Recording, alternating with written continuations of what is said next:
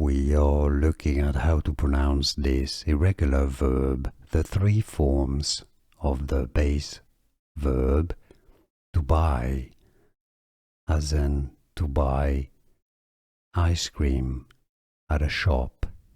To buy, the past tense is pronounced as bought. The past simple is bought. Similarly, the participle is also pronounced as bought.